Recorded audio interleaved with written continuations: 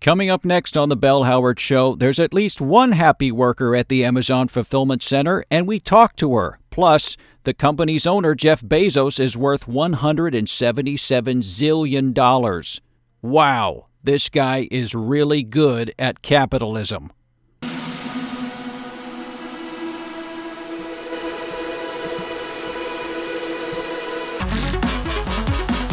Welcome to Freedom Island. You're listening to The Bell Howard Show. And now, here's your host, Bell Howard.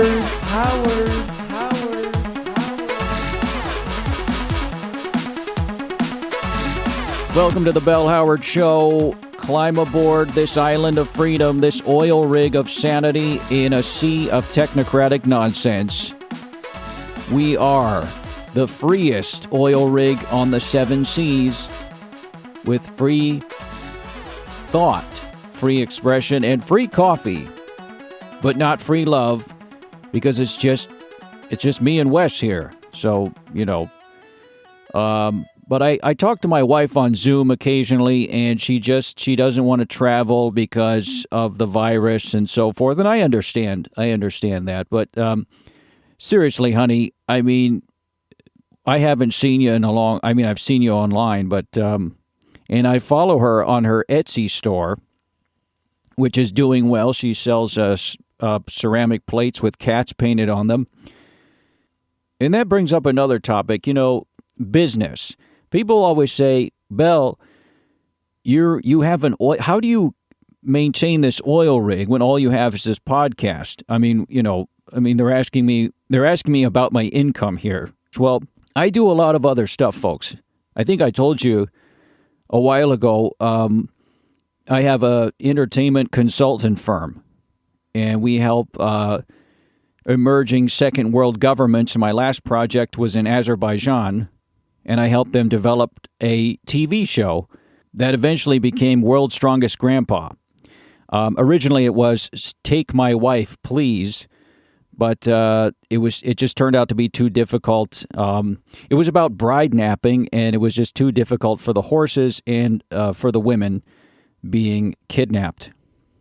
But I also did another thing. I was recently the parade marshal for the Fitzpatrick Day parade.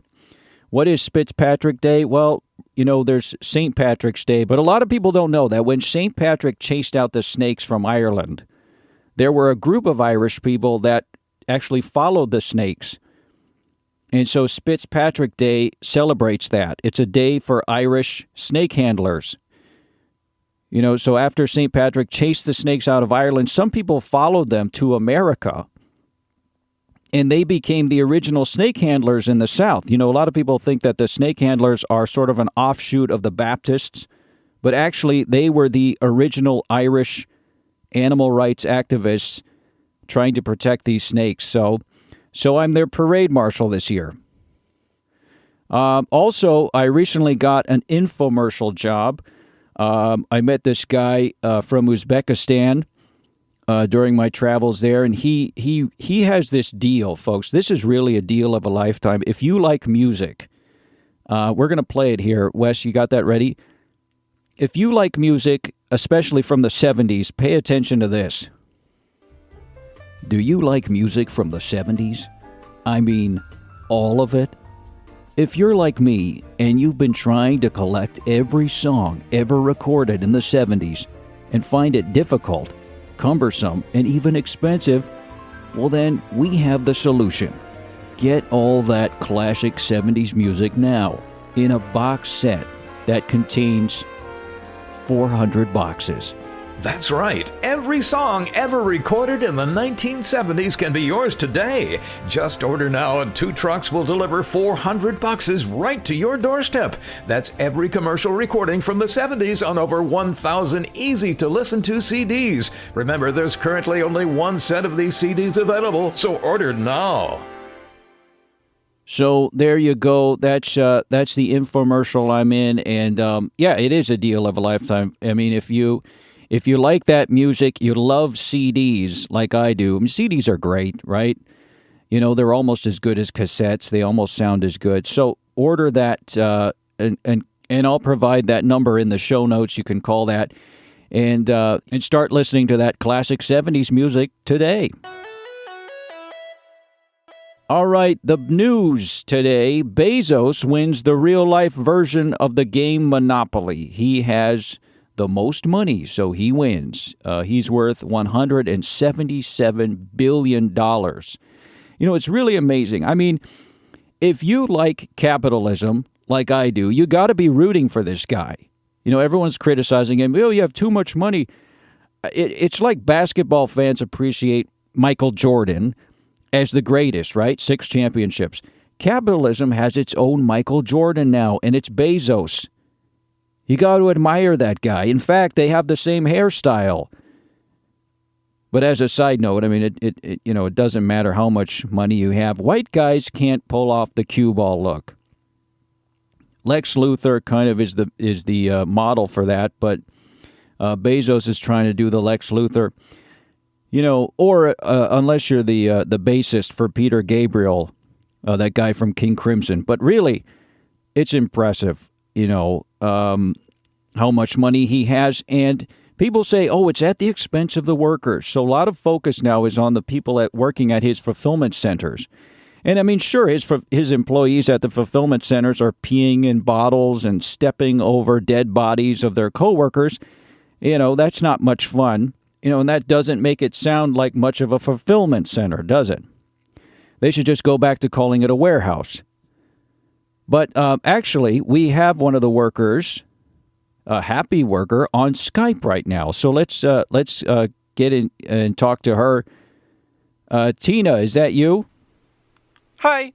Where are you now? I mean, which fulfillment center are you in? In one of the... In California, let's just say. Don't say where you are. Is there someone with you? No. And what's it like there? It's busy, but I love it here. It's like being a part of a family with a really rich dad. But he's a kind dad, and he gives us an allowance every now and then. But you can't touch his robots. You're talking about Bezos, right? Yeah. What? Change the subject. It's hot. In the fulfillment center? No, thank God. It's air conditioned in here. It's hot outside in this southwestern part of the United States. Talk about the benefits. Well, Amazon is, you know, I keep hearing a voice there with you. Are you sure someone isn't there with you? Nope, just me. What city are you in? Change the subject. A hot city. Okay, so tell me about the working conditions. You said you like working for Amazon before we started the interview. So what's so great about working at an Amazon fulfillment center? Well, it's very busy, but we do get a break, and we even have a break room. And someday, if I get promoted, they'll tell me where it is. But sometimes we're so busy and having so much fun that we forget to take a break. Yeah, let's talk about that. The break system, because I found a comment online. I'm going to read this for you. This is someone's tweet or post. Here it says, when you take a regular break, not lunch, part of your break time includes 2.5 minutes to walk to your break room and 2.5 minutes to walk back. So therefore, you get 2 to 15-minute breaks.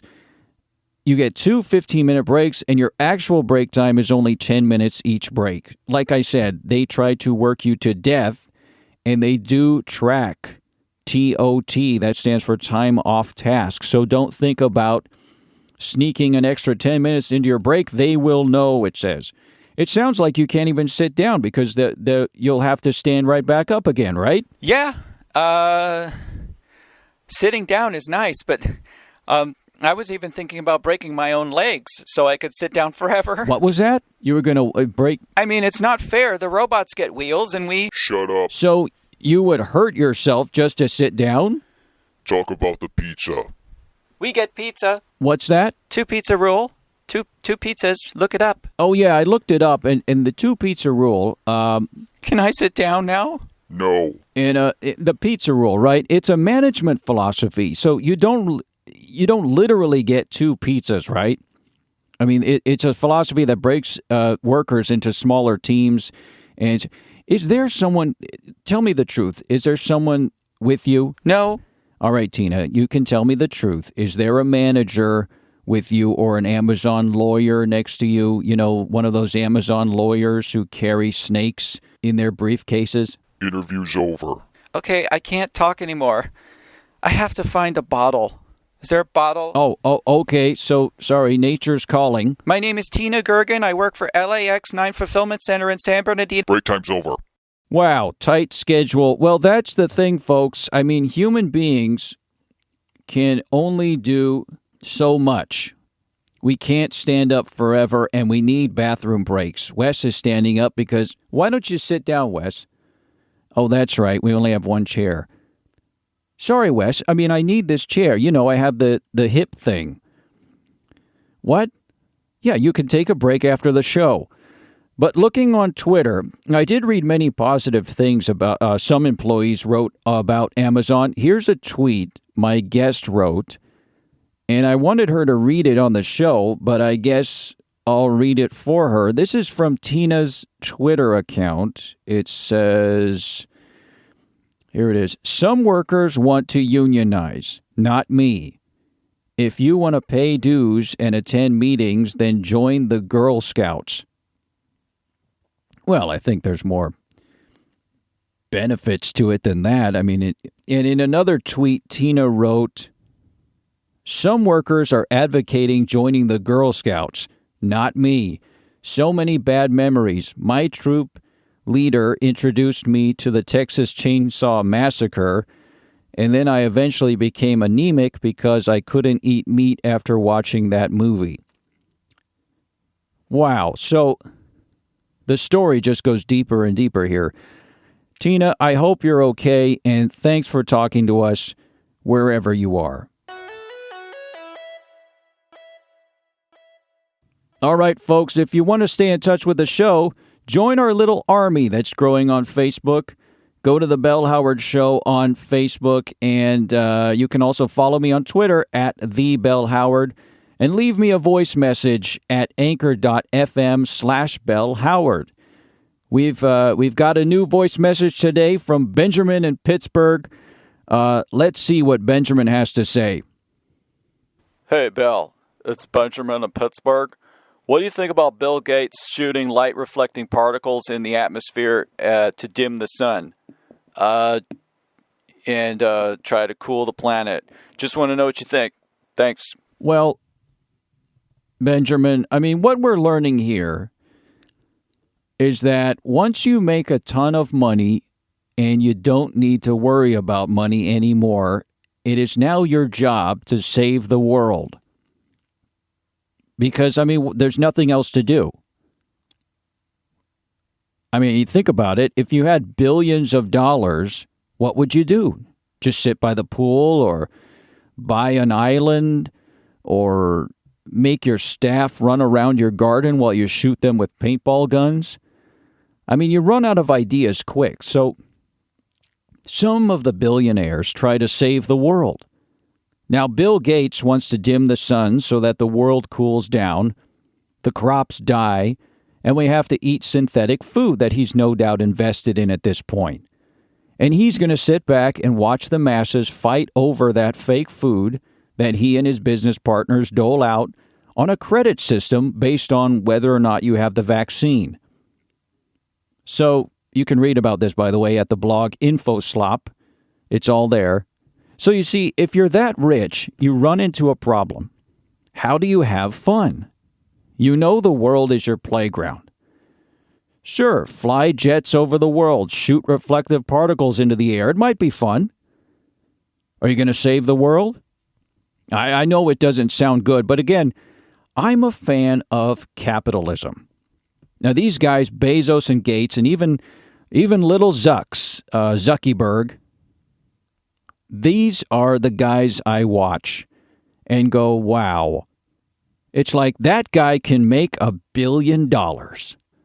Basketball fans say, wow, that guy can jump, do a 360 and dunk the ball. I say, wow. These guys are so rich they can send a rocket to Mars and shoot reflective particles into the sky to force us into a credit system where we are forced to eat Soylent Green. That's amazing. I mean, capitalism works, folks. And by the way, no one has ordered the giant set of CDs yet that has every song ever recorded in the 70s. Supplies are limited. There's only one set of it. What are you waiting for? Call now. All right, folks, time is long and art is fleeting, but we'll be back next week with more guests and more malarkey. I promise, since Biden is the president, to turn on the malarkey faucet full blast and flood the bathroom floor with malarkey. All right, folks, you know what to do. Stay safe, stay sane, and stay free. Bye now.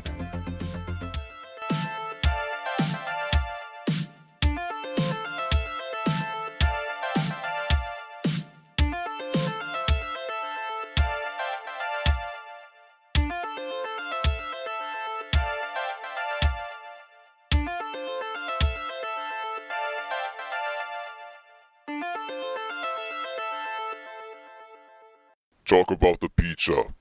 We get pizza.